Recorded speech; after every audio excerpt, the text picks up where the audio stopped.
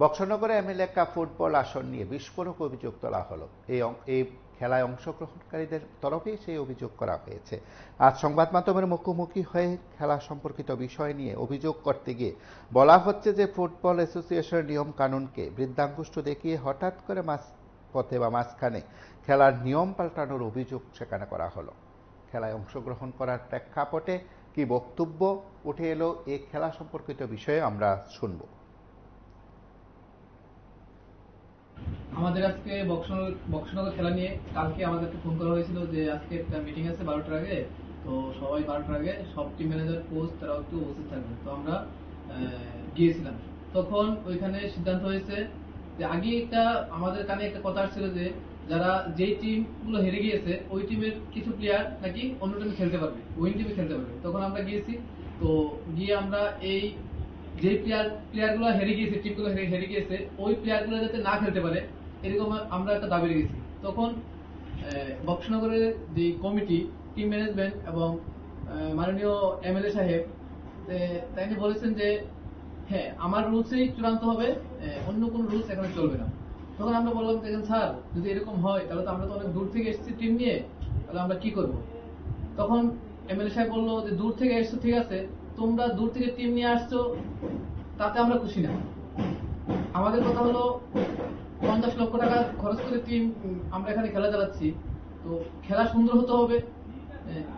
তো এখানে 16টা টিমে 176 জন প্লেয়ার খেলতেছে, তো যেগুলো হেরে গিয়েছে তারা যাতে আবার খেলতে পারে এরকম সুযোগ থাকলেই ভালো হয়। আমার সিদ্ধান্তই চূড়ান্ত সিদ্ধান্ত, এরকম ভাবে বলেছে।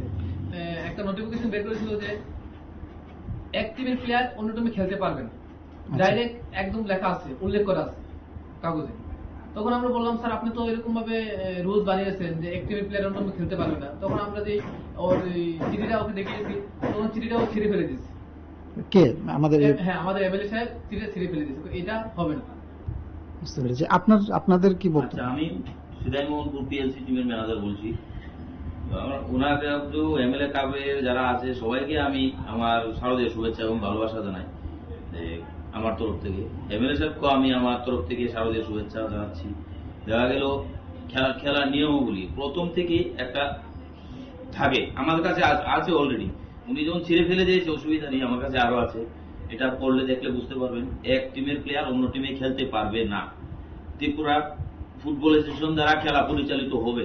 তাহলে এমএলএ সাহেব ওইটা পিকচারটা বানিয়েছে, এই পিকচারটা আমি ওনাকে দিয়েছি, উনি ওটা দেখতে বাধ্য না, কান দিয়ে ছিঁড়ে ফেলে দিয়েছে। ও আমাকে বলেছে তুমি মোহনপুর থেকে এসছো, আমার অসুবিধা নেই, আমার দরকার নেই, তুমি খেললে ভালো, না খেললে গো আউট। আরে এটা তো আমি বুঝতে পারলাম না। আমি মোহনপুর থেকে আসলাম, তুমি আমাকে বলছো খেললে ভালো, না খেললে গো আউট। আমি তো খেলার জন্য এখানে এসেছি, আমি তো ঝগড়া করতে এসেছি না। উনি বলছে তুমি কেস করে দাও আমার নামে। আরে আমি আপনার সাথে কেস করতে এসেছি, আপনার সাথে ঝগড়া করতে এসেছি? আমি খেলতে এসেছি, মানুষকে আনন্দ দিতে আসছি। তখন এটা তো কোনো রুলসই নেই, যে ত্রিপুরা ফুটবল অ্যাসোসিয়েশনে কোনো রুলস নেই। একটা টিম হেরে গিয়েছে, ওই টিমের প্লেয়ার কোনো টিমে খেলতে পারবে না। এবার উনি বলছে, এমএলএ সাহেব বলছে না এই রুলস হবে না, আমি যেটা বলি এটাই হবে, উনারই রুলস হবে সব। তাহলে ফুটবল গ্রাউন্ডে উনার রুলস হবে, বক্সনগর উনার রুলস হবে, একদম আমি মানি। কিন্তু ফুটবল গ্রাউন্ডে উনার রুলস হবে না। কি করে রুলস হবে ফুটবল গ্রাউন্ডে? ফুটবল খেলা চালাবে ত্রিপুরা ফুটবল অ্যাসোসিয়েশন, রেফারিরা খেলা চালাচ্ছে, ওদের ডিসিশনে খেলা চলবে। তাহলে উনার রুলস কি করে চলবে? এখন কি চাইছেন? লাস্ট পর্যন্ত তাদের সাথে কথা বলে কি আপনারা কি বুঝতে পেরেছেন এবং কি চাইছেন? এখন আমরা তো এখন খেলাধুলা, যদি আমাদের টিম তো আমরা বলেছি আমরা খেলবো না, যদি এরকম খেলবো না, আমাদের নাহলে ক্ষতিপূরণ দিতে হবে। আমরা টিম যত টাকা খরচা হয়েছে আমাদের টিমের ক্ষতিপূরণ দিতে হবে এমএলএ কাপ কমিটি। তো তারা তো আমাদের খেলার প্রথমে শুরুতে বলে দিতে পারতো এই নিয়মাবলীটা আমরা করিনি। এই যে খেলার নিয়মাবলীটা আমরা করিনি, এটা এমএলএ কাপ কমিটি বানিয়েছে। এটার মধ্যে স্পষ্ট লেখা আছে, 7 নম্বরে যে এটা লেখা আছে, এক দলের প্লেয়ার অন্য দল হয়ে খেলতে পারবে না। তাহলে আমি অনুরোধ করে বলছি, আজকে আমি মোহনপুর থেকে আসলাম খেলতে। আমরা খেলা প্রেমী, সব জায়গায় খেলে থাকি। আমরা এখন 4টা টিম আমরা বলেছি খেলবো না।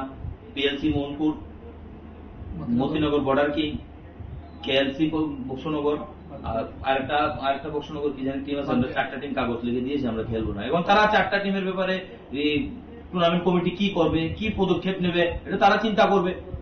এই জন্য আমরা এখন ঠিক আছে, আমরা আজকে এখন নিউজ করছি যে আরো করব, খেলা 15 তারিখ অব্দি ফাইনাল চলবে, রেগুলার নিউজ চলবে, রেগুলার করবো আমরা নিয়ে।